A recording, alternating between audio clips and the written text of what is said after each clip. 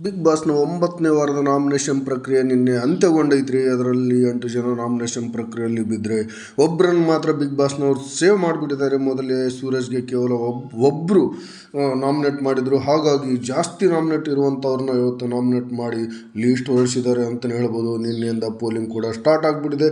ಅದರಲ್ಲಿ ಗಿಲ್ಲಿ ನಟರವರು ಪ್ರತಿ ಸಾರಿ ಅಂತೆ ಈ ಸಾರಿ ಕೂಡ ಟಾಪ್ನಲ್ಲಿದ್ದಾರೆ. 48% ಮತಗಳನ್ನು ತೆಗೆದುಕೊಂಡಿದ್ದಾರೆ. 1.45K ಮತಗಳನ್ನು ಅವರು ತೆಗೆದುಕೊಂಡು ಮೀರ್ತಾ ಇದ್ದಾರೆ.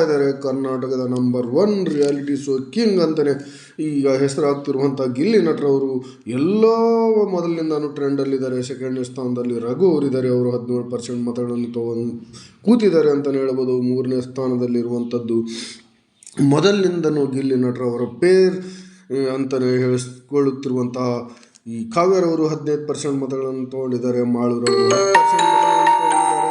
ಧ್ರುವಂತವರು 6%, ಜಾನ್ವಿ ಕೇವಲ 3% ಮತಗಳನ್ನು ತೊಗೊಂಡಿದ್ದಾರೆ. ಅಶ್ವಿನಿ ಗೌಡರವರು ಕೇವಲ 2% ಮತಗಳನ್ನು ತೊಗೊಂಡು ಟಾಪ್ನಿಂದ ನೋಡ್ಕೊಂಡು ಹೋದರೆ ಬಾಟಮಲ್ಲಿ ಅಶ್ವಿನಿ ಗೌಡ ಇದ್ದಾರೆ.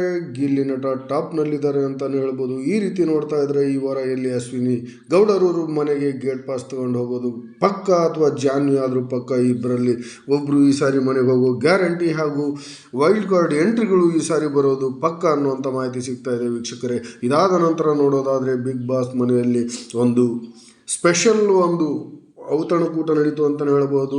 ಉಗ್ರ ಮಂಜಣ್ಣನವರ ಈ ಮದುವೆ ಫಿಕ್ಸ್ ಆಗಿತ್ತು. ಹಾಗಾಗಿ ಬಿಗ್ ಬಾಸ್ನಲ್ಲಿ ತನ್ನ ಗೆಳೆಯರಿಗೆ ಪಾರ್ಟಿಯನ್ನು ಕೊಡ್ತಾಯಿದ್ರು. ಅದರಲ್ಲಿ 5 ಜನ ಬಂದುಬಿಟ್ಟಿದ್ರು ಈ ಪಾರ್ಟಿಯಲ್ಲಿ. ರಜತ್, ತ್ರಿವಿಕ್ರಮ್, ಉಗ್ರಂ, ಮಂಜು, ಚೈತ್ರ ಕುಂದಾಪುರ ಹಾಗೂ ಮೋಕ್ಷಿತ್ ಅವರು ಈ ಮನೆಯಲ್ಲಿ ಬಂದುಬಿಟ್ಟಿದ್ರು. ಅದರಲ್ಲಿ ಮಾತ್ರ ಗೆಸ್ಟ್ ಆಗಿ ಬಂದಿದ್ದಂಥ ಈ ಬಿಗ್ ಬಾಸ್ ಮನೆಯನ್ನು ಬಿಗ್ ಬಾಸ್ ಪ್ಯಾಲೇಸ್ ಅಂತ ನಿರ್ಮಾಣ ಮಾಡಲಾಗಿತ್ತು. ಬದಲಾವಣೆ ಮಾಡಿ ಒಂದು ದೊಡ್ಡ ಮಟ್ಟದ ಹೋಟೆಲ್ ರಚನೆ ಮಾಡಲಾಗಿತ್ತು. ಅದರಲ್ಲಿ ಊಟಕ್ಕೆ ಬಂದಿದ್ದಂತಹ ಉಗ್ರ ಮಂಜಣ್ಣನವರ ಜೊತೆ ಹಾಗೂ ಈ ಗಿಲ್ಲಿ ನಟ ರಜತ್ ಅವ್ರ ಜೊತೆ ದೊಡ್ಡ ಮಟ್ಟದ ಕಾಮಿಡಿ ಮಾಡ್ತಾ ಪೇಚಿಗೆ ಸಿರುಗಿಸ್ತಾ ಅವ್ರನ್ನ ಹುಚ್ಚಪ್ಯಾಲಿ ಮಾಡಲು ಹೋಗಿ ತಾನೇ ಹುಚ್ಚಪ್ಯಾಲಿ ಆಗಿರುವಂಥ ಒಂದು ಘಟನೆ ಕೂಡ ನಡೆದೋಗ್ಬಿಟ್ಟಿದೆ. ಆದರೆ ಅದು ಗಿಲ್ಲಿ ನಟರವರ ಪ್ರಕಾರ ಒಂದು ಸ್ಟ್ರಾಟಜಿ ಹಾಗೂ ಜನರಿಂದ ಓಟನ್ನು ಪಡೆಯುವಂಥ ಒಂದು ಈ ಕಾಮಿಡಿ ಹಾಸ್ಯಪೂರಿತ ಒಂದು ಸನ್ನಿವೇಶಗಳಂತಲೇ ಹೇಳ್ಬೋದು. ಬಿಗ್ ಬಾಸ್ ಪ್ಯಾಲೇಸ್ಗೆ ಗೆಸ್ಟ್ಗಳಾಗಿ ಬಂದಿದ್ದ 5 ಜನರನ್ನು ಎಲ್ಲ ಮನೆಯ ಸದಸ್ಯರು ಸೇರಿಕೊಂಡು ನೌಕರರಾಗಿ, ಮ್ಯಾನೇಜರ್ ಆಗಿ, ರಿಸೆಪ್ಷನಿಸ್ಟ್ ಆಗಿ ಎಲ್ಲರನ್ನ ಚೆನ್ನಾಗಿ ನೋಡ್ಕೋಬೇಕಾಗಿತ್ತು. ಅವ್ರನ್ನ ಊಟದ ಜೊತೆ ಎಲ್ಲ ಸೌಲಭ್ಯಗಳನ್ನು ಕೊಡುವಂಥ ವ್ಯವಸ್ಥೆಯನ್ನು ಮಾಡಬೇಕಾಗಿತ್ತು ಬಿಗ್ ಬಾಸ್ನ ಸೂಚನೆ ಪ್ರಕಾರ. ಗಿಲ್ಲಿ ನಟ ಅದರಲ್ಲಿ ವೇಟ್ರ್ ಇದ್ದರು. ಸುಮ್ಮನೆ ಗಿಲ್ಲಿ ನಟರವರು ಈ ಉಗ್ರ ಮಂಜಣ್ಣ ಹಾಗೂ ರಜತ್ ಅವ್ರನ್ನ ಪೀಡಿಸ್ತಾ ಇದ್ರು, ಕಾಡಿಸ್ತಾ ಇದ್ರು, ಸತಾಯಿಸ್ತಾ ಇದ್ರು, ಏನೇನೋ ಕಾಮಿಡಿ ಮಾಡ್ತಾಯಿದ್ರು. ಬಿಗ್ ಬಾಸ್ನವರು ಹೇಳ್ತಾರೆ ಉಗ್ರ ಮಂಜಣ್ಣನವರಿಗೆ ಮದುವೆ ಫಿಕ್ಸ್ ಆಗಿದೆ ಅನ್ನುವಂಥ ಸಂದರ್ಭದಲ್ಲಿ 2ನೇದ 3ನೇದ ಅನ್ನುವಂಥ ಕಾಮಿಡಿಯನ್ನು ಕೂಡ ಈ ಗಿಲ್ಲಿ ನಟರವರು ಮಾಡಿದಾಗ ಎಲ್ಲೋ ಒಂದು ಕಡೆ ಮನೆಯಲ್ಲಿ ನಗೆಯ ವಾತಾವರಣ ಹಾಗೂ ಜನರಲ್ಲಿ ಹಬ್ಬದ ವಾತಾವರಣ ನಿರ್ಮಾಣ ಆಗುತ್ತೆ ಅಂತಲೇ ಹೇಳ್ಬೋದು. ಈ ಸಂದರ್ಭದಲ್ಲಿ ಮೋಕ್ಷಿತ್ ಅವ್ರು ಹೇಳ್ತಾರೆ ಗಿಲ್ಲಿ ನಟರವರಿಗೆ, ಅಣ್ಣಂದು ಮದುವೆದಿದೆಯಪ್ಪ, ಅದಕ್ಕೆ ಬಂದಿದ್ದೀವಿ ಊಟಕ್ಕೆ ಅಂತ ಹೇಳಿದಾಗ, ಹಾಗಾದರೆ ಪುಕ್ಷಟ್ಟು ಊಟಕ್ಕೆ ಮಾಡೋ ಬಂದಿದ್ದೀರಾ ಅನ್ನುವಂಥ ಮಾತನ್ನು ಹೇಳಿದಾಗ ಈ ಉಗ್ರ ಮಂಜಣ್ಣನವರಾಗಿತ್ತು ಮತ್ತು ಈ ರಜತ್ ಅವರಾಯಿತು ಕೋಪಗೊಂಡು, ಏನು ಮಾತಾಡ್ತಾ ಇದೆಯಾ ನೀನು, ಚೆನ್ನಾಗಿ ಮಾತಾಡೋದನ್ನು ಕಲಿ, ನಾನು ಬಿಟ್ಟು ಊಟ ಮಾಡೋಕ್ಕೆ ಬಂದಿಲ್ಲ, ನಾವು ಏನೋ ಫಂಕ್ಷನ್ ಇದೆ, ಮದುವೆ ಇದೆ, ನಮಗೆ ಟ್ರೀಟ್ ನಡೀತಾ ಇದೆ ಅನ್ನುವಂಥ ಮಾತನ್ನು ಅವ್ರು ಹೇಳಿ ಗಿಲ್ಲಿ ನಟರವ್ರ ಮೇಲೆ ಜಗಳಕ್ಕೆ ನಿಲ್ತಾರೆ, ಪೇಚಿಗೆ ನಿಲ್ತಾರೆ. ನೀನು ಇಲ್ಲಿ ವೇಟ್ರ್ ಕೆಲಸ ಮಾಡು, ನಾವು ಇಲ್ಲಿ ನಿನಗೆ ಗೆಸ್ಟಾಗಿ ಬಂದಿದ್ದೀವಿ, ಹೇಗೆ ನೋಡ್ಕೋಬೇಕು ಚೆನ್ನಾಗಿ ಕಲಿ, ಇಲ್ಲಾಂದರೆ ಇವನಿಗೆ ಇವನ್ನ ಬಾತ್ರೂಮ್ನಲ್ಲಿ ತಳ್ಳ್ರಿ, ಇವನ್ನ ಯಾವುದೋ ಮನೆಯಲ್ಲಿ ಹಾಕಿ ಮುಚ್ಚಾಕ್ರಿ ಅನ್ನುವಂಥ ಮಾತನ್ನು ಈ ರಜತ್ ಅವರು ಕೋಪದಿಂದ ಹೇಳಿರ್ತಾನೆ ಈ ಕ್ಯಾಪ್ಟನ್ ಅಭಿಷೇಕ್ಗೆ, ಮನೆಯ ಈ ಪ್ಯಾಲೇಸ್ನ ಮ್ಯಾನೇಜರ್ ಅಭಿಷೇಕ್ಗೆ. ನಡೆ ತಪ್ಪಾಯ್ತಣ್ಣ, ಆಯ್ತಣ್ಣ, ಕೋಪ ಮಾಡ್ಕೋಬೇಡಣ್ಣ, ಹಂಗಣ್ಣ ಹಿಂಗಣ್ಣ ಅಂತ ರಮಿಸ್ತಾ ಅವರು ಕಾಮಿಡಿ ಮಾಡ್ತಾ ಅವ್ರಿಗೆ ಇರಿಟೇಟ್ ಮಾಡ್ತಿರ್ತಾನೆ ರಜತ್ ಅವರು. ಈ ಉಗ್ರ ಮಂಜಣ್ಣನವರು ಭಾಳ ಇರಿಟೇಟ್ ಆಯ್ತಪ್ಪ, ಒಂದು ಏನಪ್ಪ ಸೈಲೆಂಟ್ ಆಗಿರ್ತಾನಂದ್ರೆ ಇವನೇನು ದೊಡ್ಡ ಇರಿಟೇಟ್ ಮಾಡ್ತಾ ಇದ್ದಾನಲ್ಲ, ಕಳೆದ ಸೀಸನ್ ಹನುಮಂತನೇ ಬೆಟ್ರಪ್ಪ, ಅವನಿಗೆ ಯಾವುದು ಲೆಕ್ಕಕ್ಕಿಲ್ಲ, ಇವನು ಹನುಮಂತನ ಲೆಕ್ಕಕ್ಕೆ ಬರೋದೇ ಇಲ್ಲ ಅನ್ನುವಂಥ ಮಾತಲ್ಲಿ ಮಾತಾಡ್ತಾರೆ. ಒಂದು ಸಂದರ್ಭದಲ್ಲಿ ಗಿಲ್ಲಿ ಹೇಳ್ತಾನೆ 5 ಜನ ಬಂದರು, ತಿಂದ ಮೇಲೆ ದೌಲತ್ ಬೇರೆ ಅನ್ನುವಂಥ ಮಾತಲ್ಲಿ ಮಾತಾಡ್ತಾನೆ. ತಿಂದು ಹಾಕೋರಿಗೆ ಇಷ್ಟು ಇರಬೇಕಾದ್ರೆ ತಂದು ಹಾಕೋರು ನಮಗೆ ಎಷ್ಟು ಇರಬಾರ್ದು ಅನ್ನುವಂಥ ರೀತಿಯಲ್ಲಿ ಈ ಗಿಲ್ಲಿ ನಟರವರು ರಜತ್ ಹಾಗೂ ಉಗ್ರ ಮಂಜಣ್ಣನವ್ರಿಗೆ ಕೌಂಟ್ರ್ ಕೊಡಲಿಕ್ಕೆ, ಅವ್ರ ಜೊತೆ ಸ್ಟ್ಯಾಂಡ್ ತಗೊಳ್ಳಿಕ್ಕೆ ಪ್ರಯತ್ನ ಮಾಡ್ತಾರೆ. ಈ ಸಂದರ್ಭದಲ್ಲಿ ಜಗಳ ಆಗುತ್ತೆ. ಏನು ಮಾತಾಡ್ತಿದ್ದೆ ನೀನು, ಸರಿಯಾಗಿ ಮಾತನ್ನು ಮಾತಾಡು, ಇಲ್ಲದಿದ್ದರೆ ಸರಿಯಾಗಲ್ಲ ನೋಡು ಎನ್ನುವಂಥ ವಾರ್ನಿಂಗನ್ನು ಈ ರಜತ್ ಅವರು ಗಿಲ್ಲಿ ಅವರಿಗೆ ಹೇಳ್ತಾನೆ. ತಾಳ್ಮೆ ಕಳ್ಕೊಂಡಿದ್ದಂಥ ರಜತ್ ಅವರು ಸೀಸನ್ 11ರಲ್ಲೂ ತಾಳ್ಮೆ ತೆಗೆದುಕೊಂಡು ಎಲ್ಲರ ಜೊತೆ ಜಗಳ ಮಾಡ್ತಾಯಿದ್ರು. ಹಾಗಾಗಿ ಇಲ್ಲಿ ಗಿಲ್ಲಿನ ಟಾರ್ಗೆಟ್ ಮಾಡಿಕೊಂಡೇ ಬಂದಿದ್ದಾನ ಈ ರಜತ್ ಅನ್ನುವಂಥ ಸಂದೇಹ ಹುಡ್ತಾಯಿತ್ತು. ಮಾತೆತ್ತಿದ್ರೆ ಕಾಮಿಡಿ ಮಾಡಲಿಕ್ಕೆ ಹೋಗ್ತಿದ್ದಂಥ ಗಿಲ್ಲಿಗೆ ರಜತ್ ಜಗಳಕ್ಕೆಂದು ಎದೆ ಮೇಲೆ ಹೇರಿ ಹೋಗ್ತಾ ಇದ್ದಾನೆ ಅಂತಲೇ ಹೇಳ್ಬೋದು.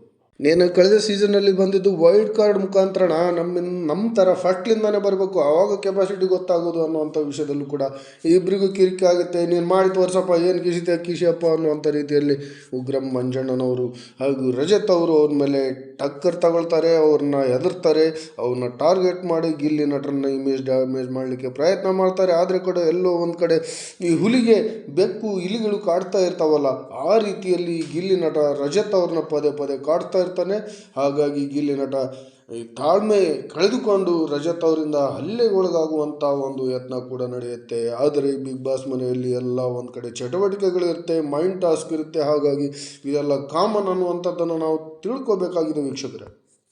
ತಾಳ್ಮೆ ಇರುತ್ತೆ. ಗಿಲ್ಲಿ ಏನಂತ ಮಾತಾಡ್ತೀಯ, ಊಟ ಗೀಟ ಪುಕ್ಷಟೆ ಅಂತ ಏನೇನೋ ಮಾತಾಡಿದ್ರೆ ನೆಟ್ಟಾಗಿರಲ್ಲ ನೋಡು, ಮತ್ತು ನಿನ್ನೆ ಚಳೆ ಬೀಳಿಸ್ಬಿಡ್ತೀನಿ, ನೀನು ಹಂಗೆ ಮಾಡಿಬಿಡ್ತೀನಿ ಹಿಂಗೆ ಮಾಡಿಬಿಡ್ತೀನಿ ಅನ್ನುವಂಥ ನಾನಾ ರೀತಿಯಲ್ಲಿ ರಜತ್ ಅವರು ಗಿಲ್ಲಿ ಮೇಲೆ ಹೇರ್ಕೊಂಡ್ಬಿಡ್ತಾರೆ ಅಂತಲೇ ಹೇಳ್ಬೋದು. ನಾವೇನು ಪುಕ್ಷಟೆ ತಿನ್ನೋಕೆ ಬಂದಿದ್ದೀವ, ಏನೇನೋ ಮಾತಾಡ್ತಿದ್ದೆ ಈಗಿಲ್ಲ, ಇದೆಲ್ಲ ಸರಿ ಇರಲ್ಲ ನೋಡು. ಗಿಲ್ಲಿ ಬಂದವ್ರನ್ನ ಹೆಂಗೆ ಟ್ರೀಟ್ ಮಾಡಬೇಕು, ಗೆಸ್ಟ್ಗಳನ್ನ ಹೆಂಗೆ ನೋಡ್ಕೋಬೇಕು ಅನ್ನೋಂಥದ್ದನ್ನು ಸರಿಯಾಗಿ ಕಲಿ ಅನ್ನೋಂಥ ತಾಕೀತನ್ನು ಮಂಜಣ್ಣ ಹಾಗೂ ರಜತ್ ಅವರು ಸೇರಿ ಗಿಲ್ಲಿನ ಸಖತ್ತಾಗಿ ಬೆಂಡೆತ್ತಾರೆ. ಅವನ್ನ ಟಾರ್ಗೆಟ್ ಮಾಡಿ ಎಲ್ಲೋ ಒಂದು ಕಡೆ ಅವನ ಇಮೇಜನ್ನು ಡ್ಯಾಮೇಜ್ ಮಾಡಲಿಕ್ಕೆ ಪ್ರಯತ್ನ ಮಾಡ್ತಾರೆ. ಹೊರಗಿನಿಂದ ಅದೇ ಟಾರ್ಗೆಟ್ನಲ್ಲಿ ಬಂದಿದ್ರು ಅಂತಲೇ ಹೇಳ್ಬೋದು. ಈ ಒಂದು ಟಾಸ್ಕ್ನಲ್ಲಿ, ಈ ಒಂದು ಬಿಗ್ ಬಾಸ್ ಪ್ಯಾಲೇಸ್ನಲ್ಲಿ ಈ ಒಂದು ಗೆಸ್ಟ್ಗಳನ್ನು ನೋಡಿಕೊಳ್ಳುವಂಥ ಒಂದು ರೀತಿಯಲ್ಲಿ ಅವರಿಗೆ ಗೆಸ್ಟ್ಗಳು ಟಿಪ್ಗಳನ್ನು ಕೊಳ್ಳಿದ್ದಾರೆ. ಒಂದು ಬಾಕ್ಸ್ನಲ್ಲಿ ಟಿಪ್ಗಳನ್ನು ಹಾಕಲಾಗಿರುತ್ತೆ. ಅಲ್ಲಿ 50 ರೂಪಾಯಿದು 100 ರೂಪಾಯಿದು ಈ ಥರ ಟಿಪ್ಗಳಿರುತ್ತೆ. ಈ ಎಪಿಸೋಡ್ನಲ್ಲಿ ಅಥವಾ ಈ ಟಾಸ್ಕ್ನಲ್ಲಿ ಯಾರು ಜಾಸ್ತಿ ಪಾಯಿಂಟ್ಸನ್ನು, ಯಾರು ಜಾಸ್ತಿ ಟಿಪ್ಪನ್ನು ತಗೊಳ್ತಾರೋ, ಯಾರು ಹೆಚ್ಚಿನ ಟಿಪ್ಪನ್ನು ಗಳಿಸ್ತಾರೋ ಅವರಿಗೆ ಈ ವಾರದಲ್ಲಿ ಕ್ಯಾಪ್ಟನ್ಸಿ ಓಟದಲ್ಲಿ ಆಯ್ಕೆ ಆಗ್ತಾರೆ ಅಂತಲೇ ಹೇಳ್ಬೋದು. ಎಷ್ಟು ಜನ ಈ ಕ್ಯಾಪ್ಟನ್ಸಿ ಓಟದಲ್ಲಿ ಬರ್ತಾರೆ ಅನ್ನುವಂಥದ್ದನ್ನು ನೋಡಬೇಕು, ಅಥವಾ ಯಾರು ಫೈನಲ್ ಆಗಿ ಕ್ಯಾಪ್ಟನ್ಸಿ ಗೆದ್ದು ಕ್ಯಾಪ್ಟನ್ ಆಗ್ತಾರೆ ಅನ್ನುವಂಥದ್ದನ್ನು ನೋಡಬೇಕು. ಇಲ್ಲಿರುವಂಥ ಗೆಸ್ಟ್ಗಳು ಗಿಲ್ಲಿಗೆ ಏನಾದರೂ ಮತ ಹಾಕ್ತಾರಾ, ಗಿಲ್ಲಿಗೆ ಏನಾದರೂ ಟಿಪ್ ಕೊಡ್ತಾರಾ ಅಥವಾ ಬೇರೆಯವ್ರಿಗೆ ಕೊಡ್ತಾರಾ, ಇಷ್ಟು ಕಾಡಿಸ್ತಿರುವಂಥ ಗಿಲ್ಲಿಗೆ, ಇಷ್ಟು ಇರಿಟೇಟ್ ಮಾಡ್ತಿರುವಂಥ ಗಿಲ್ಲಿಗೆ, ಇಷ್ಟು ಹಿಂಸೆ ಕೊಡ್ತಿರುವಂಥ ಗಿಲ್ಲಿಗೆ ರಜತ್ ಹಾಗೂ ಈ ಮಂಜಣ್ಣನವರು ಏನಾದರೂ ಟಿಪ್ ಕೊಡ್ತಾರಾ ಅಥವಾ ಬೇರೆ ಯಾರಿಗೆ ಟಿಪ್ ಕೊಡ್ತಾರೆ ಅನ್ನುವಂಥದ್ದನ್ನು ಈ ಟಾಸ್ಕ್ ಮುಗಿದ ಮೇಲೆ ನೋಡಬೇಕು ವೀಕ್ಷಕರೇ. ಇದಾಗಿತ್ತು ನಮ್ಮ ಈ ವಾರದ ಈ ಬಿಗ್ ಬಾಸ್ನ ನಾಮಿನೇಷನ್ ಪ್ರಕ್ರಿಯೆ ಹಾಗೂ ಕ್ಯಾಪ್ಟನ್ಸಿ ಓಟದ ಒಂದು ಮಾಹಿತಿ. ಇದು ಇಷ್ಟವಾಗಿದ್ದರೆ ಎಲ್ಲರೂ ಶೇರ್ ಮಾಡಿ ಅಂತ ಹೇಳ್ತಾ ಧನ್ಯವಾದಗಳು.